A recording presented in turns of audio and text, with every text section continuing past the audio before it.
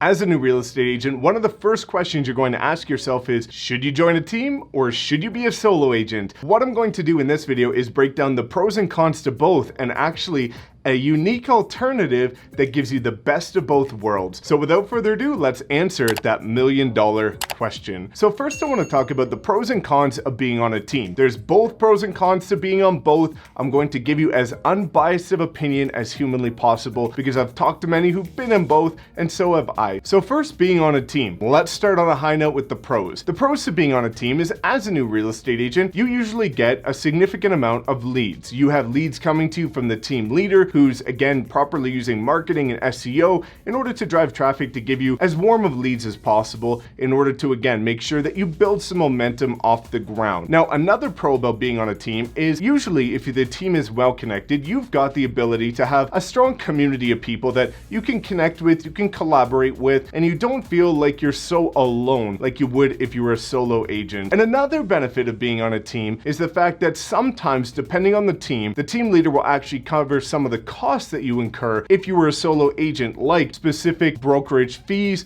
or anything else that relates to being a realtor. Oftentimes a team leader is so gracious enough to cover some of those costs. One of the biggest cons, which is why I never joined a team, is the fact that you're oftentimes working a bit more to build the team leader's brand recognition. Now, don't get me wrong, there's still many agents that are on a team that can build their personal brand, but typically how a team works is the team leader is going to be the #1 listing agent on all the listings, and you would be agent #2. Additionally, usually you have to use the team's logo and the team's branding on all of your marketing material instead of your own. So you don't really get the flexibility and creativity to build your own brand and bring your own visions to life because you have to adhere to the criteria of that team and their leader. Another con is the fact that oftentimes you don't become as self-sufficient or sustainable because you become complacent by depending on the team leader's leads. I've seen a number of agents that were on a team, and I'll get into part number 2 about why this is negative, is the fact that they're depending on the team leader's leads. And then they start to do a couple deals, maybe 10, 15 deals, and then they feel like they have the confidence to go out and do it themselves. But the problem is that they've never generated their own leads. They've been dependent on the lead flow of the team. So they get out, become a solo agent, they're super excited, and they fall flat on their face because they never learned the skills to actually develop their own leads. And the third negative or con is the fact that there's usually quite a hefty split. Usually you have to give about 50% to the team leader, and for somebody that's working really hard and starts ending up getting their own business,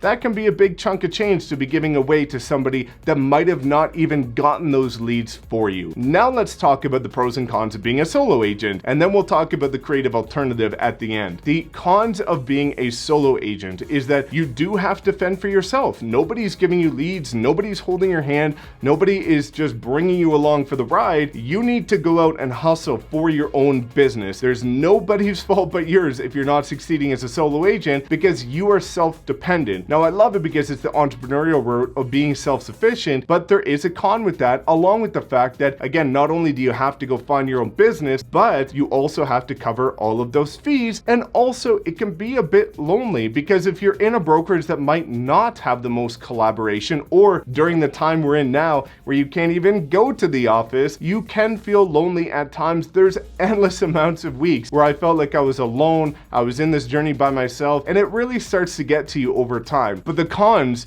made up for that. So the reason why I started as a solo agent is because I wanted to get credibility for every single thing that I did. I knew that I was going to go out, go above and beyond, and put the hustle in order to make sure that my business thrived. No excuses by any means necessary. And by doing that as a solo agent, you get all the credibility. It's like being in a solo sport, tennis for example. You get all the credibility, but if you're on maybe a soccer team, it's more of a team effort. So everybody gets credibility, which is great, but I wanted to know that my efforts were giving me the results. Now, additionally, you make a lot more money because you get a lot more of your commission. You don't have to pay for a team leader. You don't have to give a hefty split to anybody else. It all comes straight to you. Now, of course, on top of any brokerage splits. But the last one about the pros is the fact that, again, I love the idea of personal branding. If you look at any top producer, Ryan Serhant, any of these people that come top of mind as soon as you think real estate, it's more about their brand. And I wanted the ability to create my brand to the point where people recognize me. And the best way to do that is to be able to create your own branding, your own colors, your own kind of vibe and styling. And that was one of the pros of being a solo agent.